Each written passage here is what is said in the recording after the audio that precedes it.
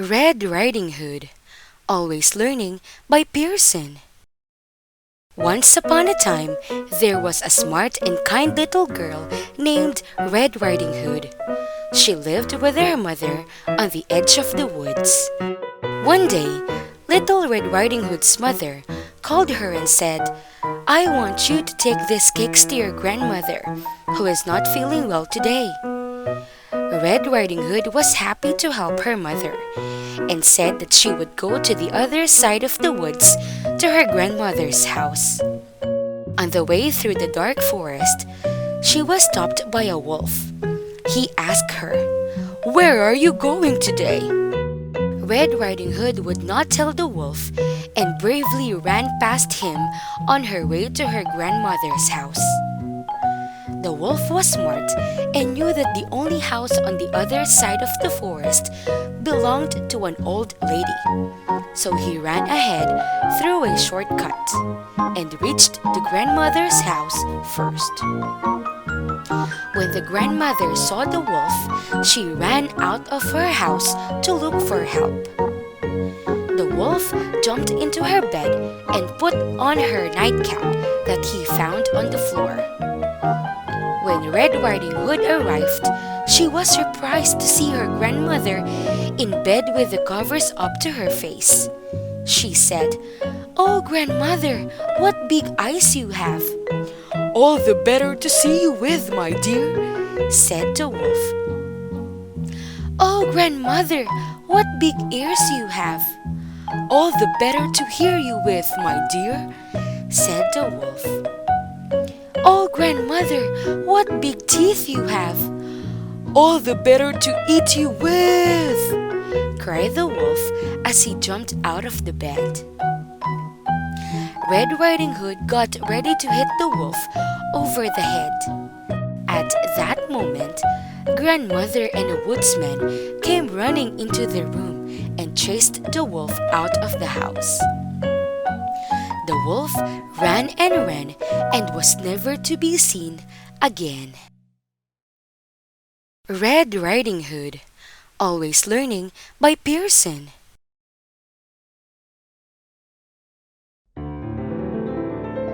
Bedtime Stories. Step into reading. Ready to read Step 1. Disney, Pixar, Finding Nemo, Best Dad in the Sea. Nemo loves his dad, Marlin, and Marlin loves Nemo.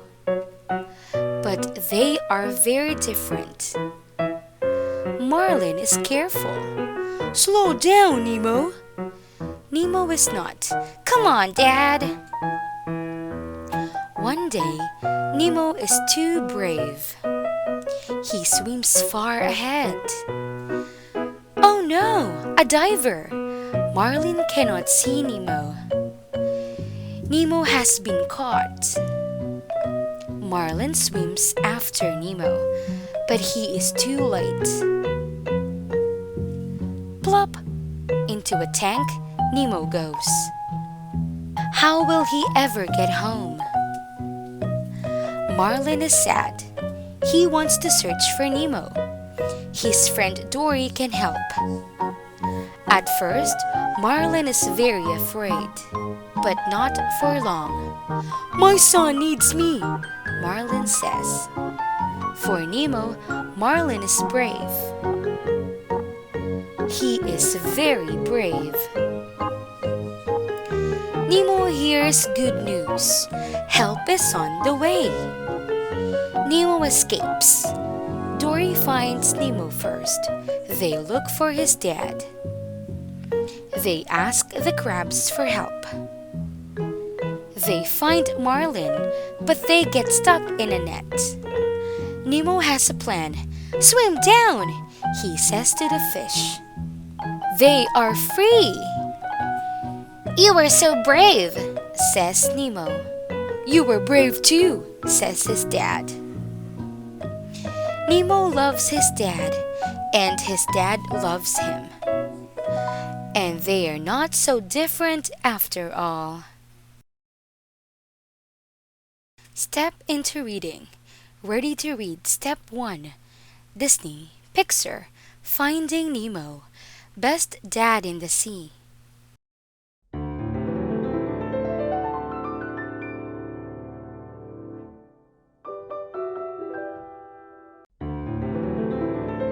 Bedtime Stories.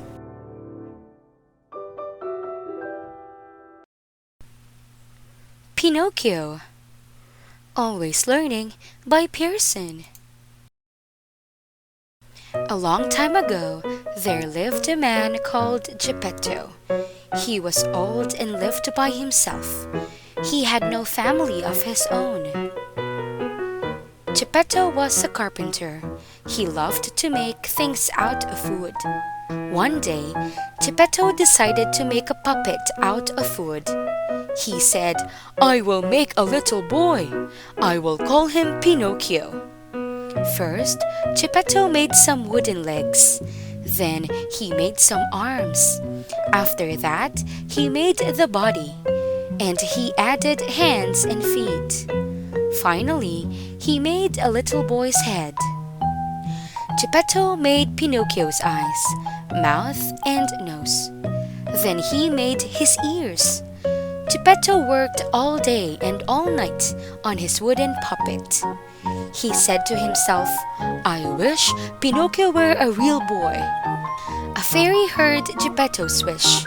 She decided to grant his wish and make the wooden puppet come to life. She said to Pinocchio, "You must promise to be a good and honest boy." The next day, Geppetto was very happy to hear Pinocchio talk. He loved his wooden son very much. Geppetto smiled. "Now you can go to school with all the other little boys." At school, Pinocchio saw that all the other children had real arms and legs. They were not made of wood. He was different. Pinocchio didn't like school. He didn't like doing his homework. His teacher asked, "Where is your homework, Pinocchio?" He lied. "Oh, well, ate it." Every time he lied, his nose grew longer. Pinocchio didn't like that he was different from the other boys.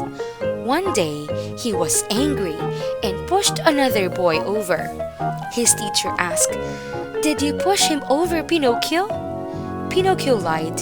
"It wasn't me." Every time he lied, his nose grew longer. One day, Pinocchio decided to hide from his teacher. He hid inside a big toy box. But he couldn't get back out. He shouted, "Somebody help me!" The fairy appeared. "Why are you hiding, Pinocchio?" Pinocchio started to lie. His wooden nose grew longer and longer.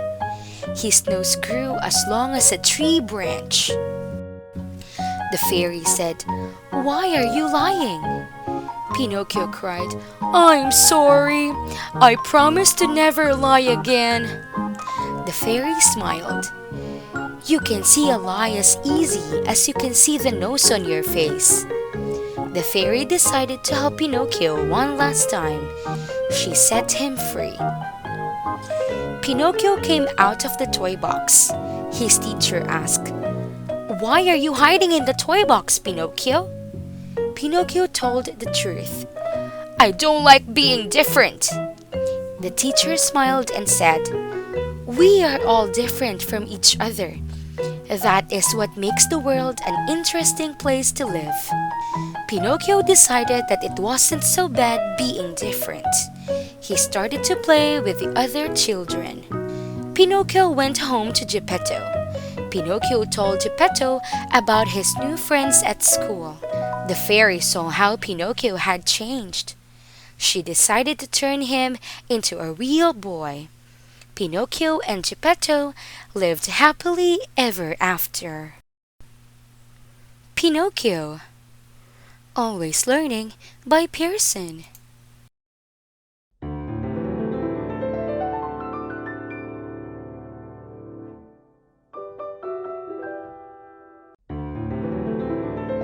Bedtime Stories.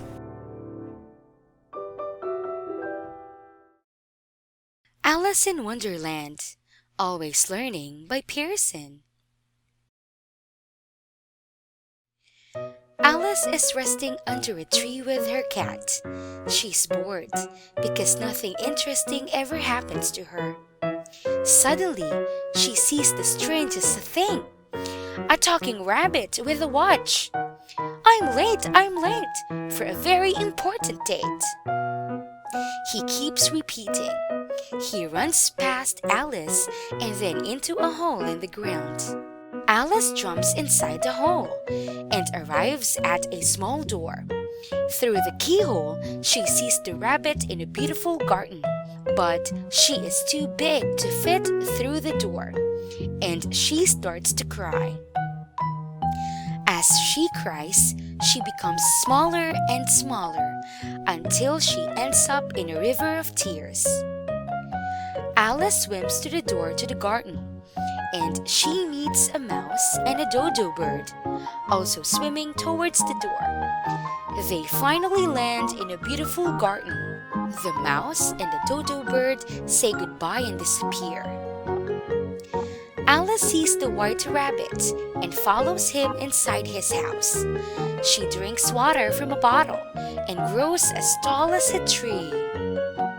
The rabbit gives Alice a piece of cake that makes her small again. The rabbit runs off to the garden again, and Alice runs after him. As she runs through the flowers and the trees, she sees an enormous mushroom. Sitting on the top of the mushroom, she sees a rather large blue caterpillar. The caterpillar looks at Alice and asks, "Who are you? Where are you going?" Alice tells the caterpillar her name and asks about the white rabbit. She continues walking down the path and suddenly sees a huge cat with a grin on his face. Alice inquires about the white rabbit, and the grinning cat tells Alice about a tea party. "Everyone is at the Mad Hatter's tea party," he says. Alice arrives at the party, and she meets the Mad Hatter and the March Hare. They both wear large hats. The Hatter asks Alice why she does not wear a hat. Alice decides it's time to go because she has no hat. Alice arrives back at the beautiful garden. 3 cards are painting the roses red. "Why are you painting the roses red?" asks Alice. "The queen hates white roses. We have to paint them red, or she will chop off our heads." Alice hears loud trumpet sounds and sees the queen entering the garden. The queen looks very angry and shouts, "Off with her head!" Alice is about to answer the queen, but she sees the white rabbit running towards her. "Wait!" shouts Alice. "Where are you going?" The rabbit runs towards a hole in the ground, and Alice follows. She begins to fall and fall and fall. Alice wakes up under a tree next to her cat. Alice shakes her head and says, "What an exciting adventure! It was all a dream." Alice in Wonderland, Always Learning by Pearson.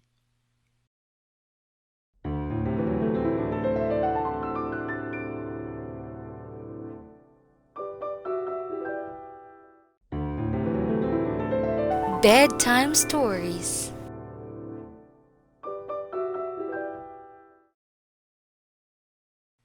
Usborne, Illustrated Stories for Bedtime. King Donkey Ears. There was once a king with a terrible secret. He was so ashamed of it. He couldn't even share it with his best friend Sydney.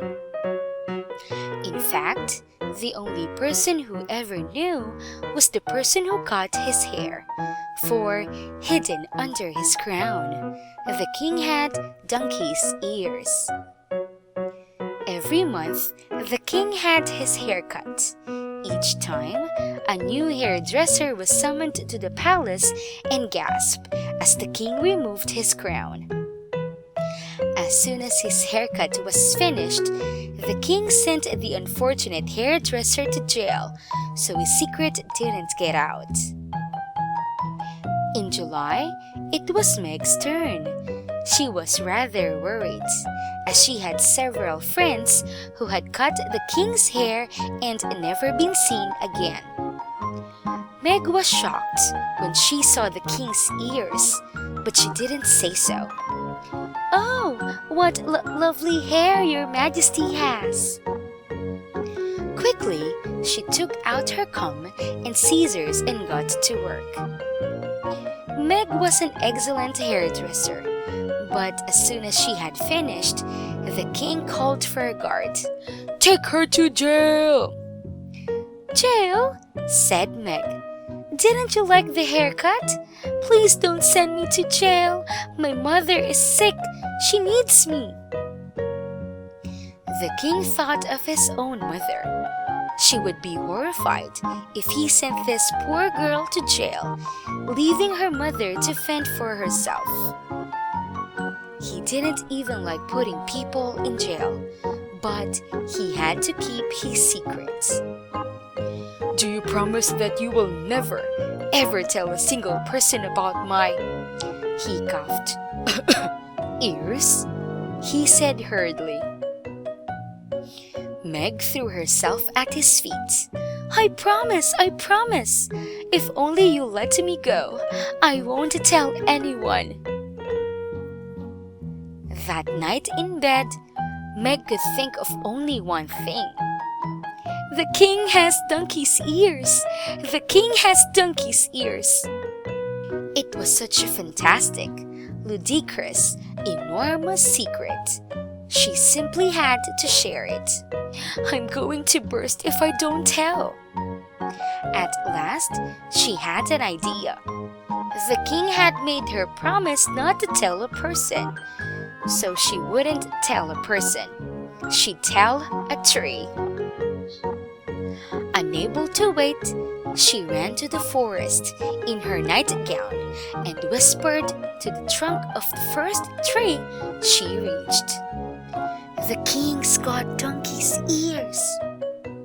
At once, Meg felt better. She had to let the secret out, but no one would ever know. A few weeks later, a woodcutter came along. He chopped down several trees, including the tree Meg had whispered to. This might not have mattered, but the tree was sawn into wood, and the wood was sold to a man who made harps. Soon after that, the king gave a concert. Everyone was eager to hear the star of the show, Helena, play her new harp. But as Helena plucked the strings, the strangest song came out, sung in a high, warbly voice. "The king's got donkey's ears! The king's got donkey's ears!" The king was furious. He leaped from his throne. "You told my secret!" he roared at Meg. The king's best friend came over. "Do you mean your ears?" said Sydney. "They're not a secret. We all know." "And you don't mind?" asked the king. "Of course not," Sydney declared. "No other kingdom has a king with such a remarkable feature."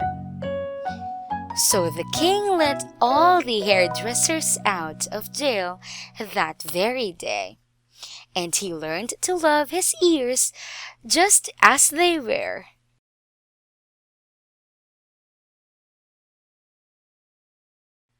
Usborne, Illustrated Stories for Bedtime. King Donkey Ears.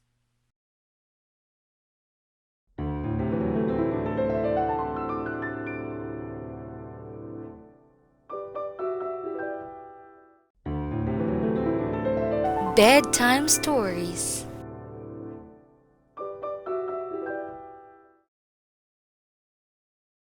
Illustrated Stories for Bedtime. The Enormous Turnip. Early one morning, a farmer set off, whistling to his turnip field. One of the turnips towered above the rest, sticking up out of the ground and sprouting huge green leaves. That one must be ready to pull, thought the farmer. It's gigantic! He grabbed hold of the huge green leaves and gave the turnip a tug. Nothing happened. He tugged some more. The turnip didn't move. The farmer's wife saw him puffing and panting. That looks hard work, she thought. Hold on, dear, she called. I'll come and help. She wrapped her arms around her husband and held on tight.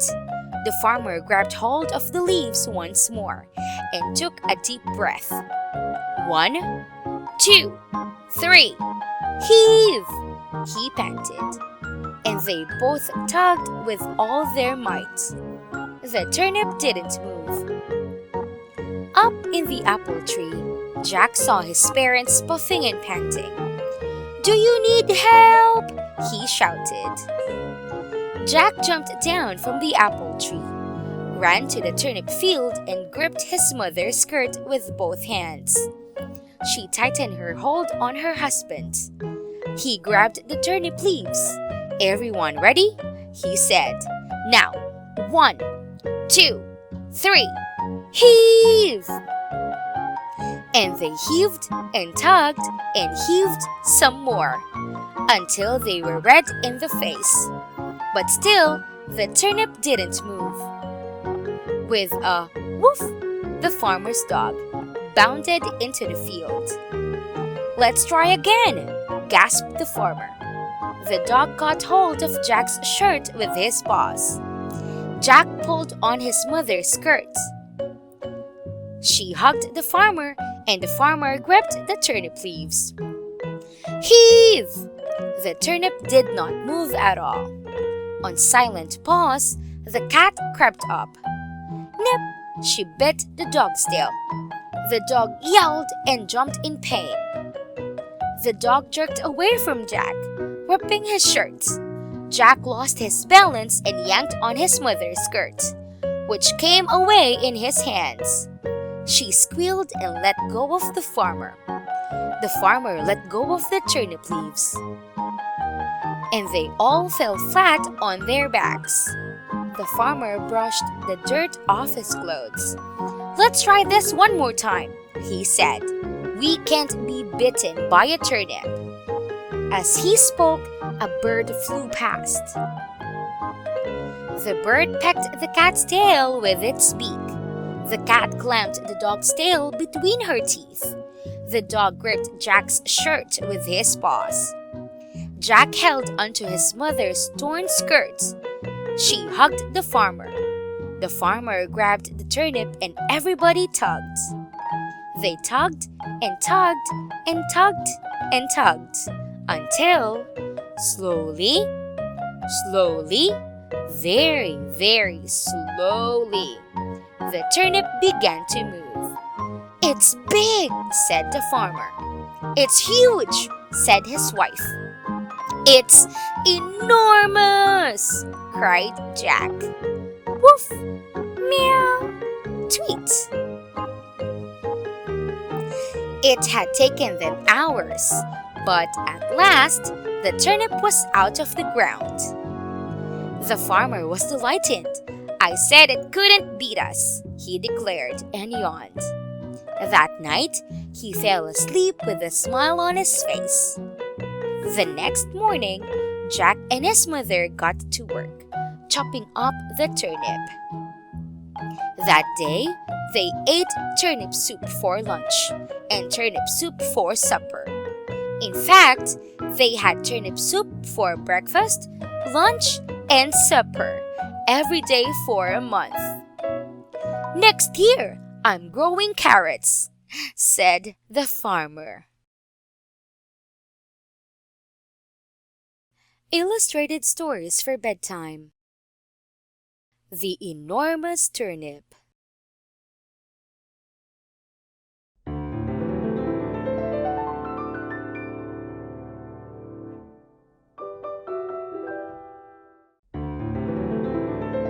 Bedtime stories.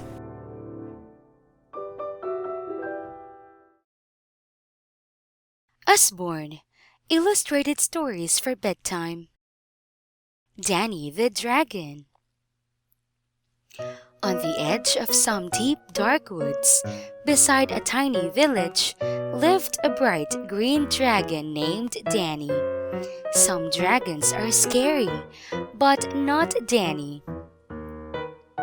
Each morning, he wandered down to the village to greet his friends as they shopped in the market. Everyone was used to seeing the friendly dragon around the place, so they didn't bat an eyelid. Danny liked to help the villagers whenever he could, and he had one particular talent that he put to good use. Every night, he visited each house in the village. Joe's cottage was first. Danny leaned over his friend's fireplace. Then, whoosh! With one blast from Danny's fiery breath, the old man's fire crackled to life. Next stop was Peg and her family. With Danny's help, their dinner was cooked in no time. At Sam's house, Danny was able to light 3 candles all at once. In an instant, the entire room was aglow. Once he'd visited everyone, Danny could go back to his house in the woods, feeling happy with himself. One day, a brightly painted wagon trundled into the village. It was driven by a tall stranger in fancy clothes. "Roll up! Roll up!" cried the man. "Come on and buy Mr. Marvo's magic fire sticks. Only a penny each." The villagers had never seen magic fire sticks before. They gathered around excitedly as Mr. Marvo unloaded his wagon. "What do they do?" asked Joe. "Allow me to demonstrate," said Mr. Marvo. "Stand back, ladies and gentlemen, and prepare to be amazed." Mr. Marvo grabbed a fire stick and aimed it at a pile of logs. Next second, a jet of magical stars shot out. "They light your fires when you're cold," he cried. Whoosh! Incredible! "That's not all," added Mr. Marvo. "When you're hungry, they can cook your food." Whoosh! Unbelievable! "And they can light your candles when it gets dark," declared the salesman, as the bolt of blue stars whistled around the street lamp. "My magnificent magical fire sticks make life easy." Whoosh! Wonderful! The villagers were impressed. They took out their money and searched around Mr. Marvo's wagon. In less than 5 minutes, Mr. Marvo's entire stock of fire sticks was sold out. Danny knew nothing about what had happened that day. As night fell, he trotted into the village as usual. He went to Joe's cottage and popped his head through the door. "Shall I light your fire?" he asked. "No, thanks, Danny," replied the old man. "I've got this new-fangled magic fire sticks now. I don't need a dragon anymore." Okay," said Danny. He didn't know what else to say, so he left Joe and walked along the street. "I'm sure Peg will need my help," he thought. He knocked on Peg's door. As it opened, A spicy, tasty smell wafted out into the night air. "Evening, Peg," said Danny. "Shall I cook your supper?" "Not tonight, thanks, Danny," replied Peg. "The sausages are already cooked, and the wild boar is on its way." "Magic fire sticks again?" sighed Danny, as he left Peg to her meal. "Oh well, perhaps Sam still needs me." He plodded up to Sam's house and gently rattled the door handle. "I don't suppose you have any candles that need lighting, Sam?" asked Danny, as his old friend appeared. Sam's reply came as no surprise. "Sorry, Danny," he said. "This magic fire stick did the job tonight. Why not try one of the other villagers? Someone's bound to need your help." But it was same story as every house. Everybody had Mr. Marvel's magic fire sticks. Nobody needed Danny's fire-breathing skills. "No one wants me anymore," sniffed Danny sadly, as he slowly headed home. "Maybe I won't bother to visit the village again," he thought to himself. He trudged back to his tumble-down home in the woods and tried not to cry. Meanwhile, on the other side of the village, a band of robbers was passing by. "That looks a likely spot for rich pickings," smirked Knuckles, their leader. They noticed the wisps of smoke coming from the chimneys. "Look, somewhere to warm our freezing bones," said Toothy. They saw the bright lights streaming through the windows. "And plenty of candles to brighten up our gloomy hideout," said Stinker. Then they smelled sizzling sausages. "And lots of yummy grub for our rumbling tummies," sighed Nosy. "What are we waiting for?" cried Knuckles. "Charge!" The gang raced down the hill and stormed into the village. Then they split up and barged their way into the locals' homes. No one was safe. "Step aside, Grandpa!" cried Knuckles, pushing Joe away from his fire. "We need this more than you," chuckled Nosy, warming his hands. "You big bullies!" croaked Joe. "Grubs up!" yelled Toothy, as he shoved Peg's family away from their supper.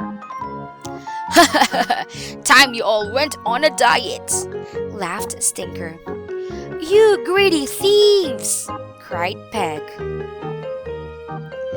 "Keep your pooch out of our way!" shouted Wrinkly, as Tubbs stuffed Sam's candles into a sack. "Hope you're not scared of the dark, mister," laughed Tubbs. The robbers went from house to house, causing chaos. "Who can help us?" cried the villagers. "Yikes! Not me!" squeaked Mr. Marvel pathetically, and he ran out of the village as fast as he could. In the woods, Danny woke with a start. He heard the cries of the villagers in the distance. "Somebody help!" they called desperately. "Save us from the robbers!" Quick as a flash, Danny thundered into the village. He soon spotted the thieves with their plunder. "Hee hee!" chortled Toothy. "That was a good night's work!" Danny rushed up to Toothy and Wrinkly. Before they knew what was happening, he set their beards alight. The dragon!" yowled Toothy, as his filthy beard went up in flames. Danny let out a stream of fire, and Tubbs and Nosy found their toes toasted. "Help!" wailed Tubbs, as his shoe burst into flames in front of him. Stinker and Knuckles made a run for it, but Danny was too quick for them.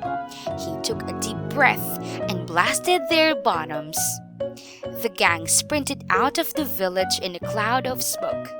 "Don't let the dragon get us!" they pleaded. The crooks disappeared over the horizon and were never seen again. "Thank you, Danny," said Joe. "We didn't realize how much we needed you." "3 cheers for Danny!" cried Peg.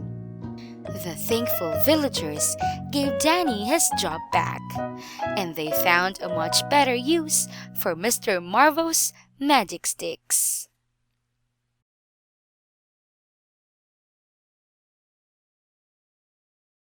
Usborne, Illustrated Stories for Bedtime.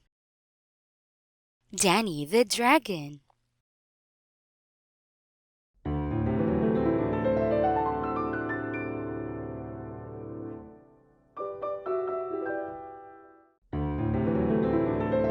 Bedtime Stories.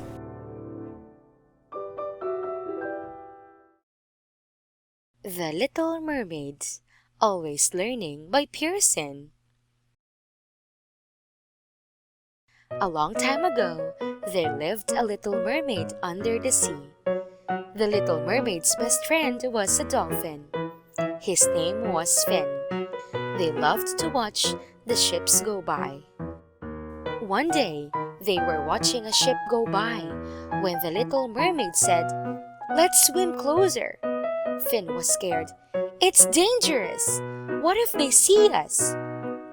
The little mermaid smiled. "They won't see us. Come on." They swam closer to the ship. The little mermaid looked up.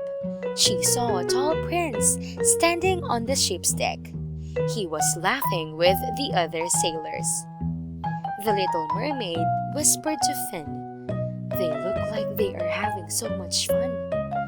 The little mermaid wished she could have a human friend. The clouds started to change from blue to gray. Finn frowned. "We should go home. There's a storm coming." The little mermaid looked up at the sky. The sound of thunder echoed. The waves got bigger and bigger, and the sky got darker. It started to rain. The ship rocked up and down. The ship rocked all around. Suddenly, the ship started to sink. The little mermaid was worried. "We have to help him." She swam and swam until she found the prince. He was drowning. Finn and the little mermaid helped the prince to shore. The prince was cold and tired. He thought he was dreaming. The little mermaid said to Finn, "I want to see the prince again." Finn frowned. "You are a mermaid, not a human." The little mermaid looked at her tail. "I wish I had legs." She felt sad. In the deep sea, there lived a strange sea creature. Her name was Odessa, and she had magic powers.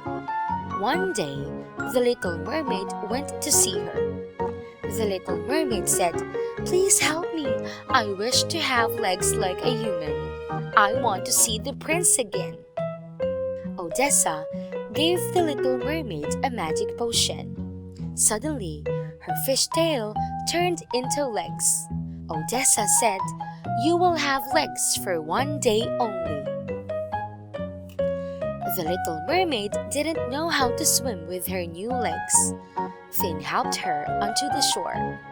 He frowned and said, "I'm going to miss you." The little mermaid smiled. "I promise I'll be back when the clock strikes 12. The little mermaid saw the prince playing with his dog. The prince saw her and said, "You were the girl that saved me." They talked for hours and hours. The little mermaid told him all about her life under the sea. The prince told her all about his life on land. The clock struck 12, and The little mermaid's legs turned back into a fin. The prince helped her into the water. She asked him, "Will you visit me in your ship one day?" The prince smiled and said, "Please visit me on the shore." The little mermaid was happy. She had made a human friend.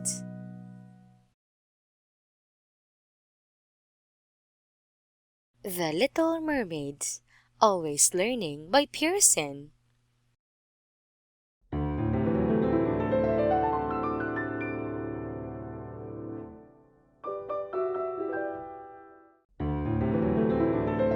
Bedtime Stories.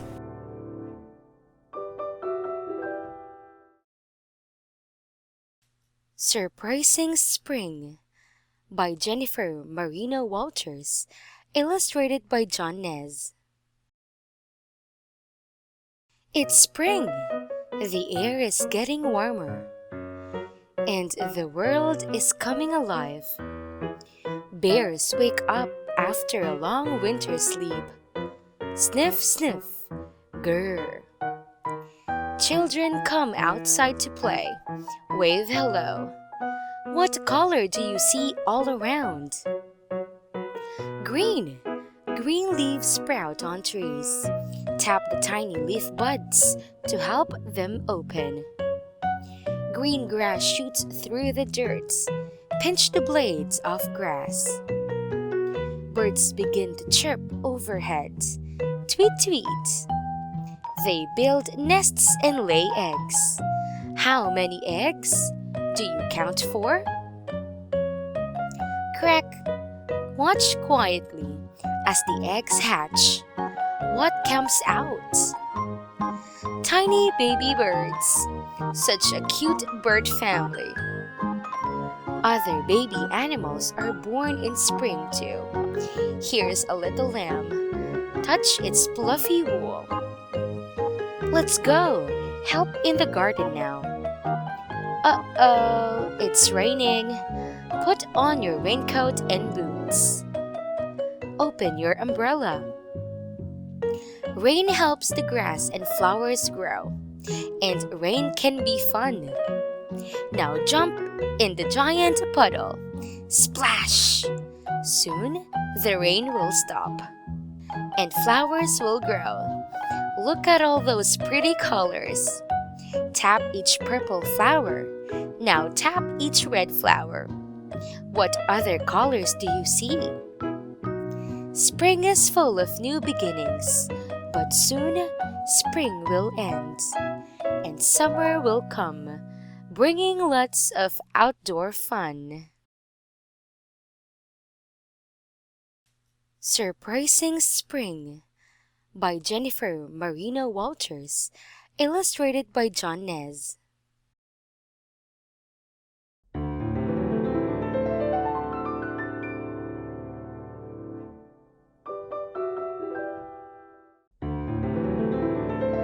Bedtime Stories.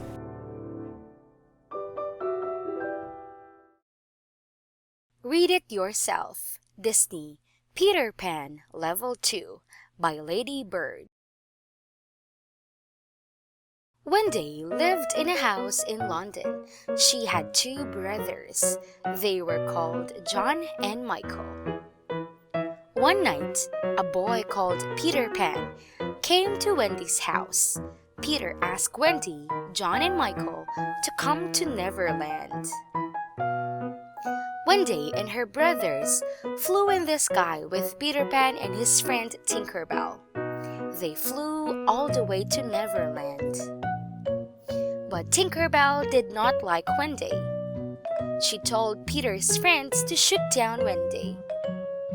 The boys shot Wendy down, but Peter saved her. The boys went to find some Indians. The Indians tied them up. Peter took Wendy to see some mermaids. They saw a boat. A wicked pirate was in the boat. He was Captain Hook. A crocodile was in the water. Peter's friend was in the boat too. "Where is Peter?" asked Captain Hook. "I will not tell you," said Tiger Lily. Peter saved Tiger Lily and took her home. Captain Hook fell into the water. The Indians set the boys free. They were very happy. Captain Hook was very cross. "Bring Tinker Bell here," he said. "Yes, Captain," said Mr. Smee. Tinker Bell showed Captain Hook where to find Wendy. Captain Hook locked her in a lantern. The boys wanted to go home. "Goodbye, Peter," said Wendy. But the pirates were waiting for the children. They took them to their ship. "You must be pirates," said Captain Hook. "No," said the children. Tinker Bell got out of the glass lantern. She flew to Peter. "You must save the children," she said. Peter Pan and Captain Hook had a fight. Captain Hook fell off the ship. The crocodile was waiting for Captain Hook. The ship flew up into the sky. It flew back to London. The children went home. "Goodbye, Peter," said the children. "Come and see us again."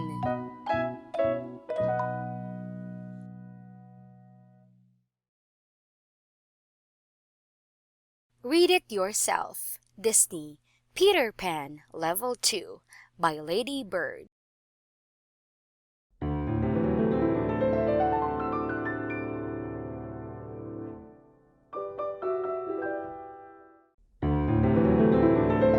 Bedtime Stories.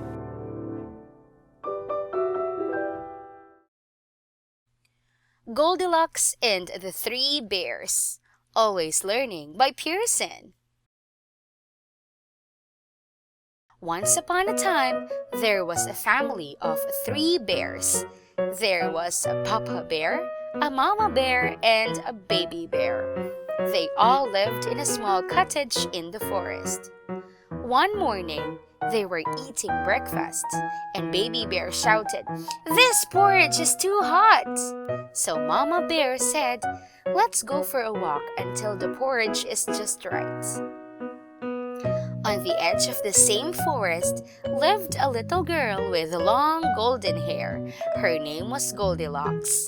She loved nature, and she loved to play outside. One day, Goldilocks decided to explore the forest. However, she walked so far that she got lost. Goldilocks was frightened, but then she saw a small cottage. Goldilocks knocked on the door, but no one answered. She decided to go inside. Goldilocks saw 1, 2, 3 bowls on the table. She was very hungry. Goldilocks ate from the big bowl. "This porridge is too hot." Goldilocks ate from the medium bowl. "This porridge is too cold." Goldilocks ate from the small bowl. "This porridge is just right." Then Goldilocks ate all the porridge. Goldilocks saw 1, 2, 3 chairs. She was very tired. Goldilocks sat in the big chair. "This chair is too high." Goldilocks sat in the middle chair. "This chair is too soft." Goldilocks sat in the little chair. "This chair is just right." But it was too small, and it broke. "Oh no," said Goldilocks.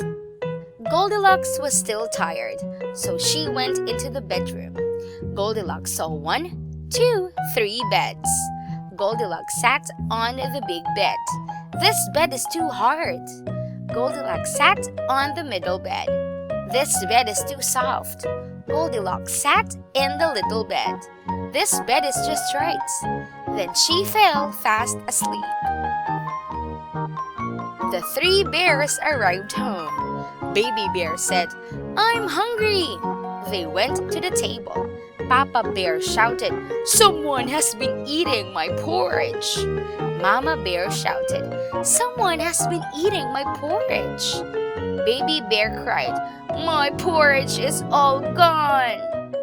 Papa Bear saw his chair and shouted, "Someone has been sitting in my chair!" Mama Bear saw her chair and shouted, "Someone has been sitting in my chair!" Baby Bear saw his chair and cried, "My chair is broken!" Papa Bear was very angry and shouted, "They must be in the bedroom." So the three bears went into the bedroom. Papa Bear shouted, "Someone has been sleeping in my bed." Mama Bear shouted, "Someone has been sleeping in my bed."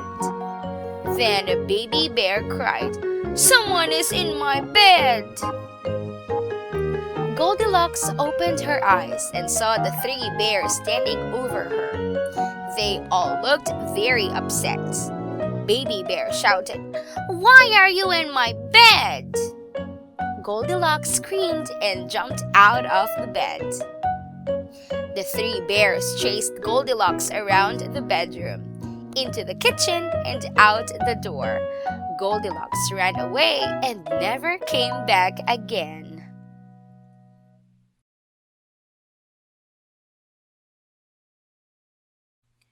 Goldilocks and the Three Bears. Always Learning by Pearson.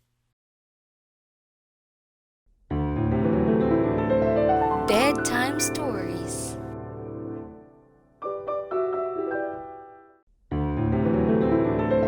Bedtime Stories.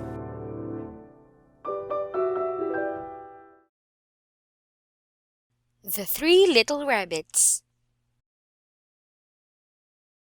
Once upon a time, there were three little rabbits who lived with their mother. One spring day, the rabbits decided to leave their home to build homes of their own. The first rabbit met a farmer riding down the road on a wagon full of straw. He shouted out to the farmer, "Good day, kind sir. Could you give me some straw so I could build myself a fine home?" The farmer stopped the wagon and gave him a pile of straw. The first little rabbit built his house out of straw and invited his two brothers to come and see it. "Do you like my house?" he asked. The two brothers looked at it and said, "It is very nice, but we don't think it is very strong." The first little rabbit answered, "It doesn't have to be strong. I am finished and now I can play."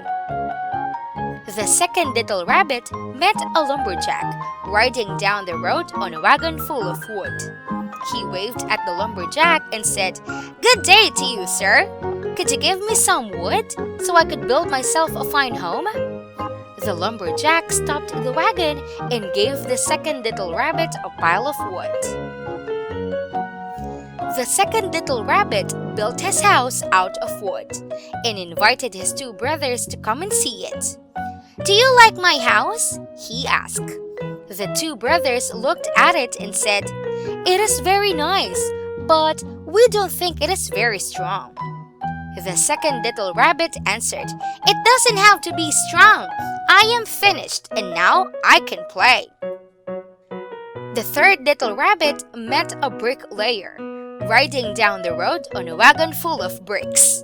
He ran up to the wagon and said, "Good morning, sir. Could you give me some bricks so I could build myself a fine home?" The bricklayer stopped his wagon and gave the third little rabbit a pile of bricks. The third little rabbit worked hard building his house of bricks. When he had finished, he invited his two brothers over to see his new house. "Do you like my new house?" he asked. They looked at the house and said, "It is very strong, but it took a long time to build. Summer is almost over, and you did not have much time to play." The third little rabbit answered, "Sometimes work is more important than play." Winter came to the land of the three little rabbits. A big wolf was hungry and wanted to eat. He came to the door of the first little rabbit who lived in a house of straw. He knocked on the door and said, "Let me in!" The first little rabbit shouted, You can't come in! You can't come in! Not by the hair of my chinny chin chin! The wolf growled. Then I'll huff, and I'll puff, and I'll blow your house in. The big bad wolf huffed and puffed and blew the straw house to pieces. The little rabbit raced to the second little rabbit's home. The big bad wolf ran after the little rabbit and reached the house made of wood. He knocked on the door and said, "Let me in!" The second little rabbit shouted, "You can't come in! You can't come in! Not by the hair of my chinny chin chin!" The wolf growled. Then I'll huff, and I'll puff, and I'll blow your house in. The big bad wolf huffed and puffed and blew the wooden house to pieces. The two little rabbits raced to the third little rabbit's home. The big bad wolf ran after the little rabbits and reached the house made of brick. He knocked on the door and said, "Let me in!" The third little rabbit shouted, "You can't come in! You can't come in! Not by the hair of my chinny chin chin!" The wolf growled. Then I'll huff, and I'll puff, and I'll blow your house in. He huffed and puffed, huffed and puffed, huffed and puffed, but couldn't blow down the brick house. The big bad wolf decided to try another way to get into the house. He climbed onto the roof and jumped down the chimney. The three little rabbits were waiting for him, with a pot of hot, boiling water.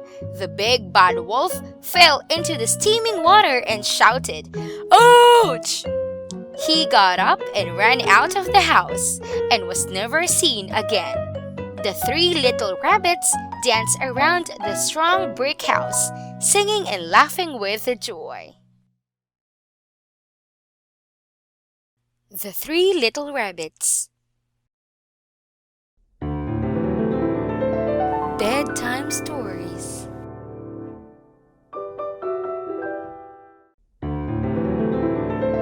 Bedtime Stories.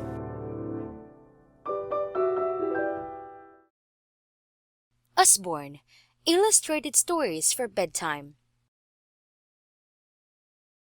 Stone Soup. There was once a poor man named Wilf. He would travel from town to town looking for work, with only his dog Scruff and a very special stone. One day, he came to a small cream cottage with a thatched roof. "Let's try here," he said to Scruff, and rapped on the door. It was opened by a woman who gave him a suspicious look. "Who are you?" she snapped. "What do you want?" "Good morning, ma'am," said Wilf. "I was wondering if you had any small jobs I could do in return for some lunch." "I'm sorry, I don't have any jobs," said the woman, starting to close the door.